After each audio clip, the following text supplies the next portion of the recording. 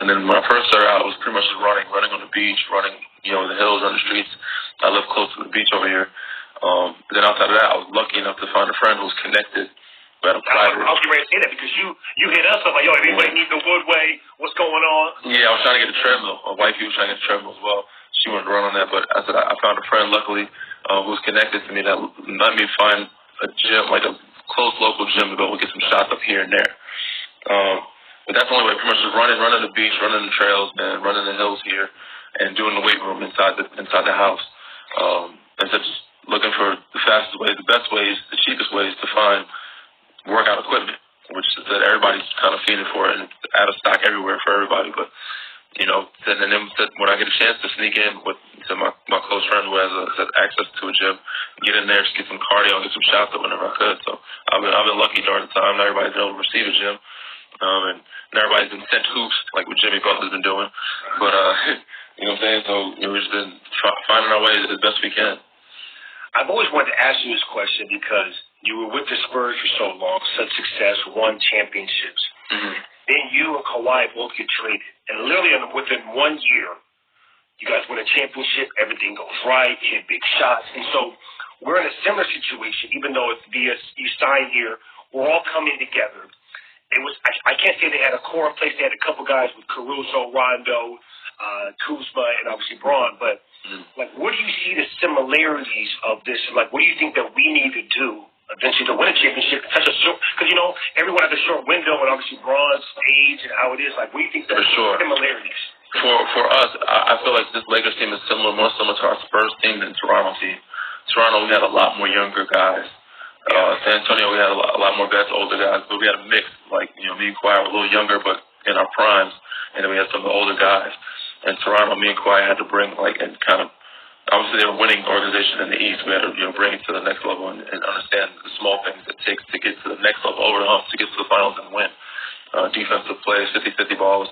But for us, the similarities that I see and what we need to do is that we have a lot of experience. We have the depth. We definitely have the depth. And obviously the most healthy team always wins, and that's usually a little part of the luck. But, the team that's clicking at the right time, I think we were rolling, bro. We were rolling at the right time. Beat the teams that we needed to beat. And I think the biggest thing is for us is finding everybody has their niche, but finding and getting comfortable with our rotations and understanding and being comfortable with the roles and understanding the bigger picture. And I think that's what we kind of had.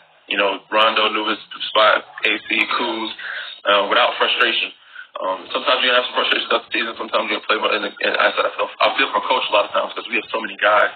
Yeah. And we don't have enough minutes or enough basketball to be able to make, have plays and get shots for everybody. But the biggest key for us is just go ahead. I was curious to see. Because we all had our basically our identity of what we're going to do and how we're supposed to play. But I wanted to see, because the playoffs is a little bit different. Less guys play. I was going to see how, because the coach, and I don't think he's going to cut everyone's rotations, but I think he's shortened a little bit, and I would see how he would. That's the biggest key for us, is knowing the rotations, getting used to those rotations, and knowing what groups we're playing with each other, and then maximizing it. And I think the playoffs, obviously your superstars are always going to do what they're going to do. The playoffs, the people that win is when their other guys step up and feel comfortable, or you have a couple guys play above themselves in certain series. And that's your advantage. You need an X factor that's going to step up. And I was talking to Roz about this the other day. For us, our key factors, I feel like, are outside of myself is AB and Kuz. Right? Sure. Me, AB, and Kuz have one or two or three of us have a good game. We're for sure going to get a W. AD and Brian do what they do. But between us, and then obviously AP is another pitch in. Doe scores 10 points in the game. What our team record is. 18-1. Yeah, when he scores 10 points. So, we have any type of X factor step up. That's what wins you and to get you to the next level. But the biggest key for us is, because there's so many vets and so much talent, is to kind of monitor the coach having to figure out the roles rotations for the playoff run. That's what has been interesting. So we all were looking to see how it was going to go. Keith was a huge pickup towards the end because of just that. When we get Clippers, someone go on Montrez, a guy who's a 4-5 strong vet has been there. But it's just for you. I love talking about it with you, just because when I saw Toronto, when you guys taking that deep run, I didn't see a fan base like that when it comes to outside. And it's weird because I haven't seen a fan base like Laker Nation when I got here, with the amount of love. So I know it's Canada, obviously the biggest brand in sports. So like, tell me about those fans compared to Man, I've been lucky, man. I've been lucky with a great fan base, because even in San Antonio, even though it's considered a smaller market, but all we have is the Spurs there, so everybody loves the Spurs, and that's all they did. And it's kind of like that in Toronto and Canada, because it's the only team in all of Canada, and you don't realize it. You feel like you're still kind of in the States, but you're in a different country, and the small things remind you every day. But there's 36 million in the whole country that are supporting the Raptors, and they just love everything. They love everybody, and they just love they love their teams, and they're all about it, because they never got a chance to experience that. I said I didn't know how Lakers fans were until I got here too, but it's America's team. But even though they have a lot more going on in LA, a lot more teams in LA, there's other Clippers fans. Toronto is only one team, and San Antonio is only one team, so that's why there's so much love. But Lakers has always been a great organization since before I was born, so that's why there's Lakers fans throughout all of America. I mean, my grandma was a Lakers fan. Liquor store, Target, Bed Bath & Beyond is a Lakers fan, boy. I'll tell you one thing. I found Lakers fans. I was in Orlando for some random junior NBA thing. My grandma was a Lakers fan since before. It was just everywhere. Everywhere you go. I was even in LA, and I was getting love from everybody. Welcome to the team. Thanks for joining us. Love you. It was crazy. But so you don't realize until you get to those markets. I've been lucky enough to be, blessed to play in front of those types of fans. Whereas even a small market, but we're a big fish when everybody loved us in San Antonio and in Toronto. Similar, we're the only team in the whole country. And then being with America's team and having played with so many greats, I couldn't ask for a better career thus far. Hopefully it can finish out the same way as it started. One last question I will ask you before I get to the fans for a couple is, I know you've probably been asked it a million times. I never actually heard your response. Like, for you, arguably playing with two of the best players in the game, you played with LeBron, you played with Kawhi. Where do you some of the similars and differences of their game? Because they probably lead different ways. They probably, obviously, their games in the court. But, like, what do you see are some similarities and some differences that are cool in their own way? Oh, for sure. Big shout out to Jeannie, but she just chimed in. Is Jeannie? Jeannie chimed in. One thing about Jeannie, I'll say before, when I first came, her saying is, once a Laker, always a Laker. Yeah. So she's the greatest, man. She's the best. But Bron and Kawhi have been very, very similar in terms of how they operate on the court. Bron, I think, definitely more vocal, more of a character. Shows his, he wears his emotions on his sleeve. Right. Kawhi, not so much. You know what I'm saying? So, but in terms of, Kawhi's telling people, he's grown. And when he first started out, he wasn't doing that. He's telling people where he wants them. I want you here. I'm going to find you there. But, Bron is definitely a lot more vocal, especially defensively, too. Just talking. And just, of course, the dominant, great players on the offensive end of the floor, skilled. I think Kawhi has grown to this, but Bron has always been great at this, at leading and encouraging his teammates. And he's more naturally a facilitator. So that's probably why. But Kawhi has definitely gotten better at facilitating and getting his teammates involved and getting them to understand, his feel of the game and how to play with him and operate with him. I just know his game because I've been playing with him for so many years. It was easy for me. I was kind of like the buffer, the translator in Toronto for him to let those guys know how to, to play with him, what he means by this. Look, this is what he's going to do. Be ready for this. LeBron, you don't have to. He's going to tell you. He's going to throw the X's and O's. I want Duz over here in this corner, AD on this block. So if I don't have AD here, I got Duz on the throwback, or I want TD over here in this corner, so they can't help off. I got to. You know what I'm saying? He's going to tell you that.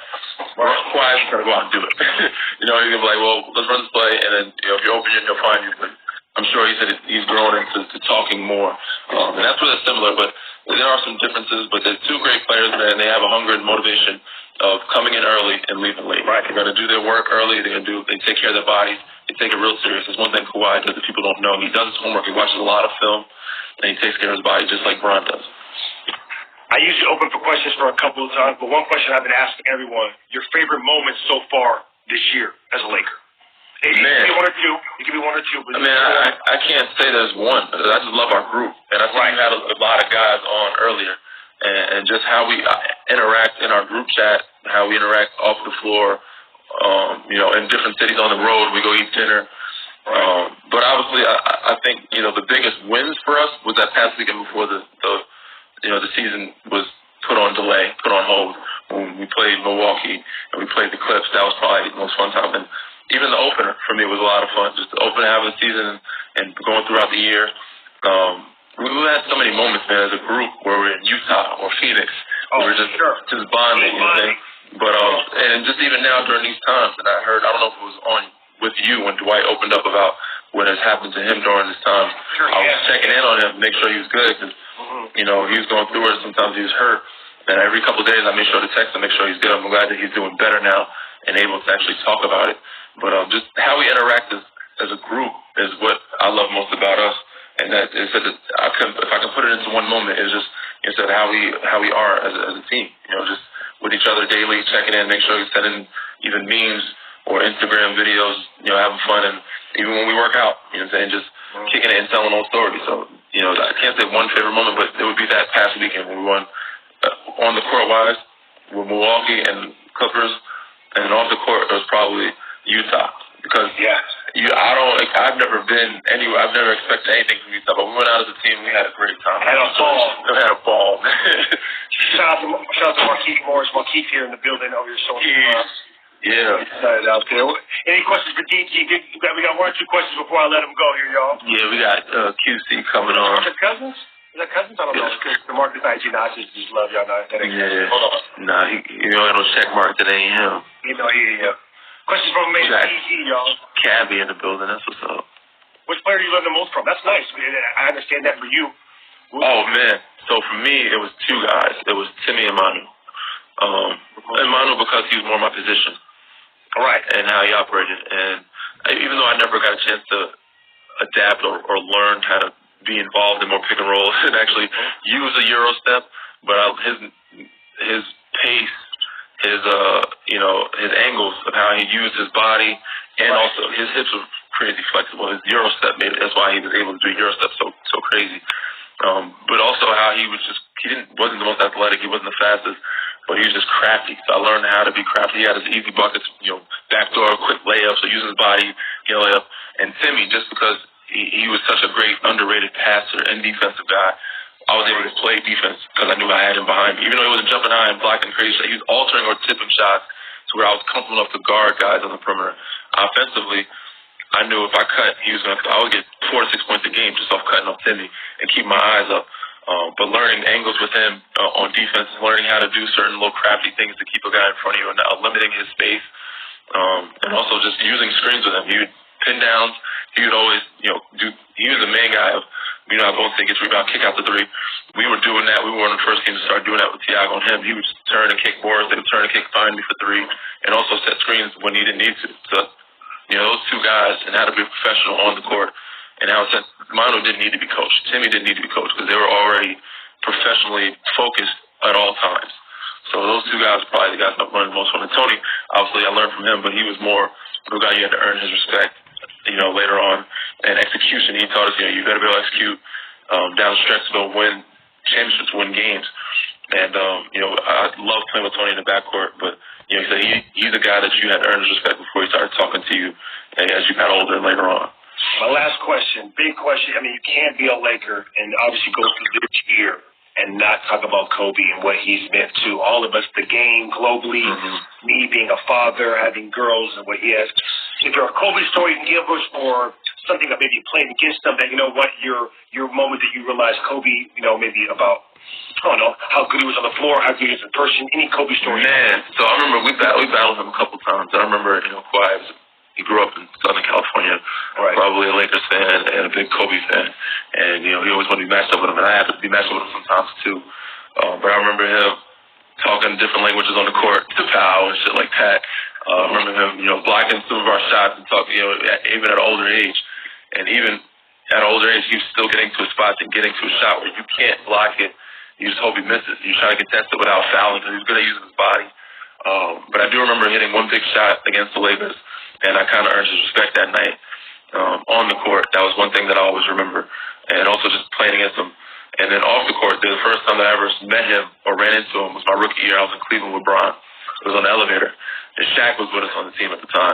Oh, yeah. And I'm trying to remember. I think they were cool at this time, but there was a time they were kind of not. Yeah. They were on the elevator, and they were chopping up. I think we were in San Antonio. They were leaving San Antonio, and we were playing San Antonio as Cleveland, as a Cavalier, which is ironic as hell. And, I forgot that he was from Philly. And I heard him talking, and he was talking in the Philly East Coast slang. And I'm like, what the hell? And he was asking, yo, where Brian at? Where the ball at? I'm like, where my young ball at? I'm like, oh shit. I'm like, I don't know. I'm carrying Gatorade coolers. I'm carrying Guitar Heroes. You know, at the time I'm a rookie. I'm not playing. So a rookie there's a difference between a rookie that plays a lot and a rookie that's not playing at all. You're a team assistant. So I'm carrying Shaq's shoes, his cooler and everything. And I had a chance to just say what's up and chop it up with him and talk to him briefly. And, remember that, he's from Philly, but he also knows other languages. And said he was the ultimate competitor, man. He was just a great dude. And even before everything happened with Pass, he was courtside. I got a chance to, say what's up to him and talk to him briefly. I didn't want to take much time and bother him. He was there with his daughter, but, he seemed happy, man. He was loving it. He was enjoying it. He looked in great shape. He was like, way to shoot it, way to play. And, everything that great stay to you or you do with them, you always remember. Even though I had many encounters with Bron and Shaq, you still remember those times, those stories. So even with him, it's very brief a lot of times, but all those words and all those sentences sunk in, and I'll never forget them. Man, DG, I appreciate the story. For sure, bro. Anytime, man. Yep. And, Inside the Green Room is on here, so shout out to them. I appreciate you coming on the show later, man. You know what I'm saying? This is the time. We're going to get your Instagram blowing up, man. We're going to get your followers up. You know what I'm saying? Got QC coming in the building. QC, go ahead and send your request, man. I'm about to hop out. All right, man. Hey, what's about the DG? I appreciate it, brother. Appreciate y'all tuning in. I'll see you soon, Duz. Yes, sir, man. All right, my dog. It's a two-part series, y'all. Just because DG's out, I told you we got Quinn Cook coming up here in the building. And Quinn Cook is going to give us a little insight because he's, I think, the first person to actually go into the practice facility. Now, it opened yesterday. Some players went in, I think maybe only one or two. I'm going in tomorrow, me and DG. So he can kind of give me perspective because I don't even know what to expect with these new rules and regulations and what to expect. So let's see what my boy QC is doing. Hold on, let me try to plug him in. Here we go. He asked me requests. QC's getting ready to show up. QC might be like the new IG king. We are live. It's time, bro. We're here now, bro. We here. Hey, listen, I have to get on your IG live, baby. It's spicy over there. Listen. Hey, spicy session with Duz coming soon, man. It's so funny because with you I was just telling them because I hadn't even talked to anybody, even you, really about the practice facility, what to expect. And so, what's something that you can kind of share knowledge with us of what to expect? I know you got to have only one coach but like when you're driving in, I heard the whole procedure now of what you're doing, and then I heard it's all for the better for making sure health and safety's first. Yeah, so we drove through the gate, and they have like a whole station outside where we usually walk in. It's a station, and there's two nurses out there. Before we got out the car, they had to take our temperature. When we got out, Andrew, he had our equipment guy. He had our flip-flops already right there, so we had to leave whatever we wore, whatever shoes or flip-flops we wore, we had to leave them outside. We had to wash our hands. As soon as we walk in the door, then once we get inside, all our stuff is kind of like right there on the court, and you have to have your mask on when you walk in. And you had the three stations. You got the training room, you got the weight room, and you got the court. And everybody just spread out, with their masks. And me and Devontae Kaycock were the only players in there. And we had to wear a mask in the training room. But once we were on the floor working and in the weight room working, we could take our mask off to work. But we're taking every precaution as possible, man. And it just felt good to be back in the facility. And that was a big step yesterday for sure. I even heard the weight room is a little bit different too, of like and then having to move stuff out for to be able to get space in between the different equipment. Yeah, they moved a lot of stuff. It's the general weight room still looks quote unquote the same, but we're in there every day, so we know where everything is. Yeah. And some stuff that me and Gunner was going through, the squat machine was overweight. They got a new ski machine in there, and something I never saw. So it was a little movement, but generally still the same. Nice. And and the core workout it was just you and I saw on Instagram. Mike did it. Mike T did it. Yeah, yep. Me and Mike was on one court, and G and Kaycock was on the other side, and the coach had a mask on, and we had our little section where we left our stuff and hand sanitizer everywhere, and they had to have gloves on as well. So. Mike had his own gloves, so it was an interesting dynamic. It was interesting. To me, it's good just to to start it. Like, we have to start from somewhere, get it going, then maybe eventually add 4 or 5 guys, and then eventually in June, when Adam Silver announces it, we can now start having practice and a stepping stone. So, for you, it's very interesting. I want to hear from you because, like DG, coming from Toronto championship team, coming from San Antonio, you coming from Golden State, which arguably is a dynasty of them winning their 2 or 3 championships, Kevin Durant there. Tell me what you saw with that you took from playing in Golden State, playing with such those good players, that now you've brought over here and kind of your game and how you've evolved more or less. Yeah, I mean, being a part of a championship organization the past 2 years, that's all I wanted growing up, is to compete for a championship. You know, I've taken a lot of pride in being considered a guy who wins my entire basketball career. So learning from Golden State, learning from all those vets and coaches and everybody a part of the organization has helped me get, thus far. But coming here to the Lakers, like, they were speaking the same language. Like, as soon as we got here, obviously I grew up the biggest Lakers fan, so that was a plus. But just to see, what the organization was doing with the players that we signed, and I just think that I just fell right into place. And then our first meeting together, Bron set the tone, and AD and everybody set the tone from day one. Just having that championship mindset, and we're going to hold each other accountable, and our team camaraderie is something that we can't even explain. You know how close we all are. And that's what will lead to my next question, because people don't realize this is my 13th year. My 2010 Phoenix Suns team with Nash and Grant Hill was one of my tightest teams until I got here, where we all hung out together. And then in Brooklyn, I was the OG vet. We would hang out. We did our dances on the sideline. We hung out, had a good time. But I want you to tell people, because you're obviously young still in your career coming up. You were just on a championship team. Yeah. Tell people the difference that you even see, even though it's not guaranteed you win a championship, how contagious our chemistry is compared to even like a Golden State who was a championship team. Yeah. I think it starts with the leaders first. I think our leaders, our vets, you, Bron, Doe, Dwight, Danny, all the vets, and even AD and KCP, everybody. You guys just made it so easy for us just to come together, and the camaraderie was genuine from day one. Avery, there's another guy. I think it just means so much because obviously you think winning cares a lot. We're winning, so we might not focus on a lot of the small things. But Coach Bobick is after us. Coach Kidd, Coach Phil, Coach Mike, Coach Hollins. We all held accountable in film. Our leaders speak up. Our players speak up, just on holding each other accountable. And obviously it's fun. It's added that we all like each other. We all genuinely hang out together.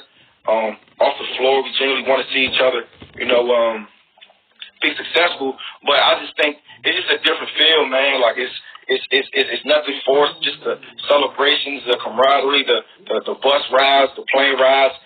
It's an interesting and just a fun environment to be around, and it's something that we never take for granted. It's so funny because on this team, you'll notice if someone's not there rather than who is there. Right. That's how deep we roll. Right. No, you're right. And it's don't let nobody walk on the plane with no stupid outfit on or some stupid shades. I should have brought that up with DG because that red chinchilla fake American gangster outfit he had on in Denver might have been the worst one so far this year. That's the funny thing. We all have it. We have Kuz. Kuz having some fire. Yeah. Like I say, he's a trendsetter, so he sets the boundary. Yeah. No question. No question. And it's all love. Everybody's great sports, man. Yeah. We all laugh about it. We can laugh at ourselves, and it's a great. It's just fun to come to work every day. So let's talk about the quarantine. I mean, for us, we're championship contenders. Yeah. What have you been doing? Because the crazy thing about this, once we do start back up, I believe we will start back up in July. I believe they'll announce it in June. I think we'll have about 3-4 weeks. Like, what have you been doing to try to stay somewhat in shape? I know we're doing, obviously, practically open Saturday. Yeah. But what's some of your regimen that you've been trying to do to somewhat be ready if we get that call? Man, I don't have a lot of the resources that the Max guys got. They probably got the gyms in their houses, and Oh man, Bronze is crazy. Man, I already know, man. I'll be jealous watching the stories and all that stuff. But for me, man, I've just been doing a lot of push-ups. I was getting on the Zoom workouts with everybody. Our team workouts with Gunner, Chad, and E. I was going outside a lot. I had to wait for people to leave. I was going outside and shooting and stuff. And I went back to Atlanta when everything kind of cleared up a little bit for us to kind of move just a little bit after our 14-day quarantine. Atlanta ain't playing no game. You can live in Atlanta. Yeah, I mean, you can do anything in Atlanta. So I found a little small gym that I was working out with Jerry Jack every day and getting some good work in. And I came back here because I felt things were starting to normalize a little bit. Then they opened up Atlanta, so I had to get up out of there. So I just been working, man, just trying to stay still safe, still practice social distancing, but I still don't want to be behind the 8 ball when we get back. So I still been getting some good work in. So let's talk about you obviously being a big Laker. I didn't even know you. And I know you wanted the number 2. I know, obviously, it was nothing for me. I had no sentimental value to it. Yeah. So, like, tell people, I know people know the story, but not everyone, like, why were you such a diehard Laker fan? Yeah. My dad, he's from Cleveland, Ohio, and I don't think he grew up a Cavaliers fan. I just think he appreciated basketball. And he went to Howard University, and he played Q. So he was a Q. And obviously purple and gold Q, and I think, that he correlated that with the Lakers. And at that time, Magic, Kareem, they won the championship. Right. Easy for him to be a Laker fan at that time. And I just grew into it. Obviously, he was also the biggest Michael Jordan fan ever. So I was born into, Michael Jordan, like late in his prime. So I remember, a little bit of 97, him in the finals. And I remember 98, I remember Game 6, him hitting the shot, all that stuff. But I'm still 4 or 5 years old, so I really appreciate what's going on. So after that, Kobe comes along, and my dad's still a Lakers fan, and my dad used to always say, "Man, that's the next Michael Jordan. Like he's like Michael Jordan." So I just became addicted to Kobe, and I became a Laker fan then. And at that time, 2000, 2001, 2002, they were winning championships. So for me, it was a great time to be a Lakers fan as well. And I don't know, I was just so passionate about it growing up, and it's like I said earlier, it's a dream come true for me to play for my childhood team. And then, during the middle of the year, with the tragic death of Kobe and his daughter Gigi, like, you gave up your number for that. Yeah. So what went through your mind of wanting to give up your number that you've always had and obviously honor her? What went through those steps in your mind? Yeah, I mean, it was something that I wasn't even really just thinking about. Obviously, we were all, just upset and just, heartbroken for the situation that happened for all the families involved. And I think the first person I saw change the number was Marquise when he was in Detroit. I think he changed it to 88 to honor him. I'm not sure what number he had at first, but he changed the number to 88. And I was like, man, I had hit Andrew. I was like, can I change my number? Because I knew Gigi wore number 2. So I was like, I just want to get out the jersey just to honor her. Because I took a lot of pride. I remember watching her play, and she wore number 2. I'm like, okay, she's a part of the 2 gang. Oh, that's what's up. Like, right. Man, so I'm like, I'm going to just leave 2 alone because I want Gigi to have, I want, that's her number. You know what I'm saying? Right. I don't tell myself that's her number. And just brainstorming, came up with 28, 2 for Gigi, and 8 for Kobe. And something I always, have in my mind when I put on my practice jersey every day, when I put on, my jersey at the arena. And, it was just something to honor them every single day, for sure. That was definitely dope. I was talking to DG literally just 2 seconds ago, and I was asking him can you compare Kawhi to LeBron? Obviously, they're different games, similar. And for you, when you think of the top 3 or 4 people in the game, obviously you have AD, Bron, you have Kawhi, KD, and Steph, and you played with 3 of those guys. I mean, 4 of those guys, including AD and stuff like that. So give me some, for you, like, that people don't have the insight of, obviously, game, off the court, on the court, differences between guys like KD and LeBron. I mean, those are 2 people we look at, 1 and 2, or Kawhi 1, 2, and 3. So I'd love to hear your perspective on it because you're the top guys in the game. Yeah. The similarities, like with LeBron and K, it's just, I always appreciate, how obsessed they are with basketball. They watch, every level of basketball. You see LeBron watching obviously high school because his son, but he knows all the top kids. Right. He watches their highlights. He's watching college. You can see him watching a mid-major game. You know what I'm saying? He just loves basketball. KD's the same way. How obsessed they are with basketball. Watching old highlights of Jordan and Magic and all the greats. Not just watching just the star players who get all the recognition. Just appreciating everybody's game. Another similarity is how they work. You know, those guys they're superstars. They're Hall of Famers. They're one of the greatest we've ever seen. But they still work like they're trying to make the league. I mean, you see how much Bron is in the weight room and on the court. The first guy in the gym. He's always taking care of his body. Literally every time we have a game, he's the first guy in the gym. K's the same way. K, he every rep he does, in the weight room, on the court, everything is game speed. And, Steph's the same way. Steph's the guy who, works extremely hard. I don't think he gets enough credit, for having that drive. That's like, he doesn't have the drive or anything, but a lot of people don't talk about his work ethic unless you see it. And I trained with him. He was like, the ball handling to the shooting drills, all we have to do is phenomenal. Every rep is game speed, and every shot that you see him shoot, the crazy shots, the mid, half court shots, the crazy layups, just everything he works on at game speed. And those guys are just great teammates. I mean, they're the great basketball players, but they're better people. And just for those three guys to be mega superstars, and AD as well, those guys are mega stars, like mega superstars globally.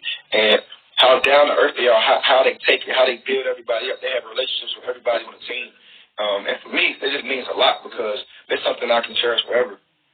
I knew KD loved basketball just because him being a producer now. You see the one he did with Stephon Marbury, that was phenomenal. And he just did one with you guys about DE, right? It was you, Beasley. Who else was in there? Tell us a little bit about that because that just came out recently. Yeah, it came out Friday.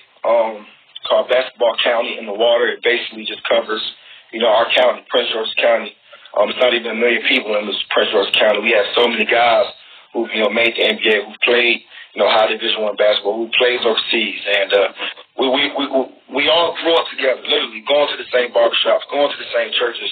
There's only 1 or 2 gyms, in PG, like where we all were at, so we all had to see each other. We all saw each other's progression to get to where we are today. And Kevin, obviously, he sets the stage and he sheds light, to give to us, myself, Victor Oladipo, Nolan Smith, Bees, Markelle Fultz. I mean, there's so many guys, Rodney Magruder. There's so many guys who's made the league and is giving back to our community, and it starts with Kevin. He has the biggest stage and platform, and he likes to bring everybody with him. For sure. A couple questions, we'll let you out of here. Your favorite moment so far this year? It could be on the court, off the court. It could be both. Whatever you feel that, if you got 1 or 2, short and sweet, what's hit home hard to you that, hey, I'm living a time of my life where basketball-wise we have a chance to win it. Like, what time reflects to you? One game that sticks out to me is the Chicago game when we beat Chicago in Chicago. Down 20. We were down 20. The second unit had a big third and fourth quarter, and Bron and AD came in and sealed the deal like they always do. That game sticks out to me. In that Boston game, for us to respond how we responded against Boston, we know how big that rivalry is still to this day, and they beat us pretty good in Boston. That was a tough win too. But how we prepared? You remember how we prepared? Coach Vogel came in, serious on that Saturday, and obviously it was an early game. It was a playoff atmosphere. LA, it was crazy, and then Bill Russell came in. Obviously, Celtic great. He had Kobe's jersey on. I mean, it was incredible atmosphere. I have to ask you a question about Coach K, because obviously a legend, and having tell me some stuff that Coach K gave her advice to give you to prepare for the NBA, because he has so many guys through the pipeline. The one thing I know, being teammates with Grant Hill, he keeps in contact with you. So give me some advice or some conversation that you and Coach K, which we don't hear enough from a lot of NBA players from Duke now. I mean, Grant could tell you. I mean, as soon as you sign that dotted line, he's your coach forever, not just the 4 years. Right. Not just while you're relevant in the NBA, being an all-star, whatever. I mean, Coach I got close to the coach when I left college. To be honest, I mean, I've heard that from a lot of people. And me and him, we were extremely close when I was there. I mean, I was the guy who I had to adapt. I had to grow up, and I had to change for the greater good of not just myself but the team. And I finally figured it out, and ended up winning the national championship. And my last moment with that Duke jersey on, I'm hugging coach. As one shot in the moment's being played, and obviously you'll be remembered for winning, but just me and him, he always digs me up, calling me not just a great player, but one of his best leaders. And as a point guard, as a guy who's considered a leader, that's the biggest compliment you could ever get. And he's always helping me. He's helped me get a couple NBA looks. Just with his position and the power that he has, he's always helped me. And if I have a good game, still he'll text me. If I have a tough game, keep your head up, keep shooting, stuff like that. Every Father's Day, he always texts me. On my dad's birthday, he always texts me to this day. So I mean, that's something that we don't really publicize, but Coach, he's amazing. Man, QC, I appreciate coming on IG Live, man. Help my followers up, keeping it going. I might see the Hey, Doug's the GOAT, man. The best teammate ever. Best pro. You already know how close we are, man. I appreciate you, man. I need you to come on my live soon. Let me know. I got you. I owe you one. All right, man. I'll come with a do-rag on there. All right, brother. Thank you, Nation. We out of here, man. Appreciate y'all.